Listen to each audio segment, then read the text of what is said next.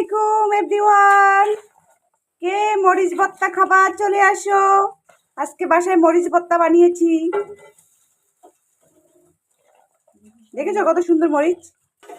এই যে ভর্তা চলে এসেছে। এটা অবশ্য বানিয়ে ফেলেছি আগে আগে, সেটা দেখাতে পারিনি। এই মরিচের ভর্তা যে কি পরিমাণ টেস্ট, না খেলে বুঝবেন না। এই যে খাগড়াছড়ির মানুষগুলো আছে না, ওরা এই মরিচ দিয়েই ভর্তা খায়। আর আমাদের যে কাঁচা মরিচ, সেটা এত টেস্ট না। এই মরিচটার অনেক টেস্ট। হ্যাঁ, পাহাড়ি অঞ্চলে সবাই খায়। হ্যাঁ, ঠিক বলছে ও। তো আপনারা যারা মরিচ ভর্তা দিয়ে সেদ্ধ খাবার খেতে চান, তারা হচ্ছে এই মরিচটা দিয়ে খাবেন, ঠিক আছে? কারণ এই মরিচের ভর্তা অনেক মজা।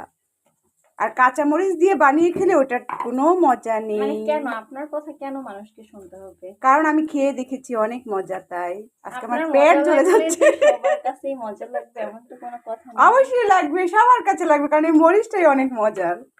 এটা যারা খায় তারা জানে। তো খেয়ে দেখতে পারেন। Thank you.